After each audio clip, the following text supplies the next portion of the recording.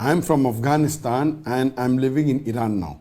Sometimes the Iranians discuss with me and they ask a question to me. Why Allah the Almighty revealed Quran in Arabic language? The question posed by Ali Haidar Pashoon is that he has been asked, because he's living in Iran, by the Iranians, that why has Allah subhanahu wa ta'ala revealed the Quran in Arabic? Number one, the Quran was revealed about 1400 years ago in Arabia. So if the Quran was revealed in Arabia, in Makkah, Medina, it has to be revealed in Arabic. It not be revealed in English or Japanese or Chinese or Hindi. If the Quran was revealed in a land, it has to be revealed in the land in which the language is spoken. Number two, the Quran was revealed to the last and final messenger, Prophet Muhammad, peace be upon him, whose mother tongue, whose language is Arabic. So if the Quran was revealed to the last and final messenger, Muhammad sallallahu alaihi wasallam, and if mother tongue was Arabic, it had to be revealed in Arabic. It would be unique or it would be weird that the Quran is revealed to an Arab in Japanese. He don't understand. So if he has to explain to anyone, imagine he will go to a Japanese and explain to him something in Japanese which he doesn't know the language. So number one, the Quran was Arabic because it was revealed in Arabia. Number two, it was revealed to an Arab, Prophet Muhammad, peace be upon him. Therefore, revealed in Arabic. Number three, if you analyze the language in which the scriptures of the major world religions were revealed, whether it be the Torah or the Injil, it was revealed in Hebrew, in Aramaic, in Greek, the scriptures of Hinduism, in Sanskrit. All these languages are dead languages. So the languages in which the scriptures of the major world religions were revealed, whether it be Greek, Aramaic, Sanskrit, only a handful of people in the world today, maybe a few hundred or few thousand, know about it. A handful, a few thousand. These are dead languages. It's not spoken by the masses. But the glorious Quran, which was revealed 1400 years ago, it was revealed in Arabic, and today Arabic is a living language. It's a living language. More than 250 million people speak Arabic. It is a mother tongue. And the Lugha Fusah, the language of the Quran, is a high level of Arabic. We have different dialects of Arabic. The Saudi has a different dialect, the Emirati, the Kuwaiti, the Qatari, different dialects. But in spite of the dialect, the main language, it is Fusah, the pure Arabic. And even today, this pure Arabic is spoken. And the different dialects may have a different pronunciation, may have different, some of the words may change, but as a language, the Arabic is a living language. It is the sixth largest spoken language in the world today. And imagine if someone has to do some changes in the other religious scriptures of Hinduism or of Judaism or of Christianity, since only a handful of them know the language, it's easy to change, no one will come to know. But the Quran is revealed in Arabic, which is a living language. So Allah subhanahu wa ta'ala purposely, in His divine wisdom, He chose Arabic as the language of the Quran because He knew it's going to be a living language till the last day of judgment. That's point number three. Point number four, the Arabic is a rich language. It is a rich language, so much so that one word has many meanings. Many a time one word has multiple meanings. For example, the first two verses of the Quran to be revealed, Iqra bismi rabbika alladhi khalaq, khalaqal insana min alaq. Iqra is an Arabic word which means to read, it means to recite, it means to proclaim. The first word to be revealed in the Quran was Iqra. It means to read, it means to recite, it means to proclaim. And all three meanings are valid. Rabb, Iqra bismi rabbikal Rabb.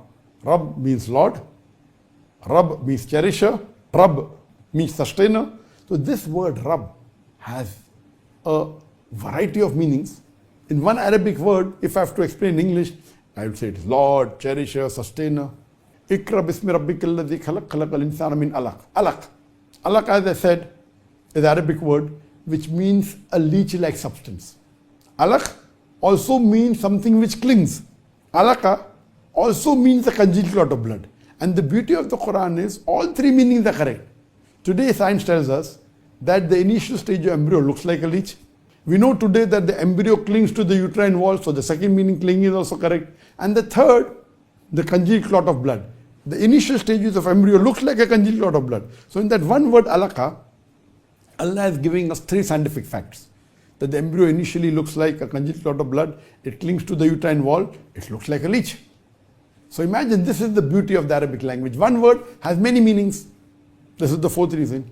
5th reason, that for one English word, many a times there are 20, 30, 40, 50 words. For example, for horse. Horse in English is one word. In Arabic, you have 70 different words for the Arabic word, for the English word horse.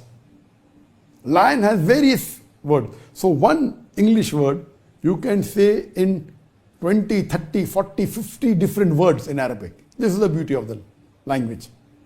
Number 6. The Arabic language is divine. It is pure.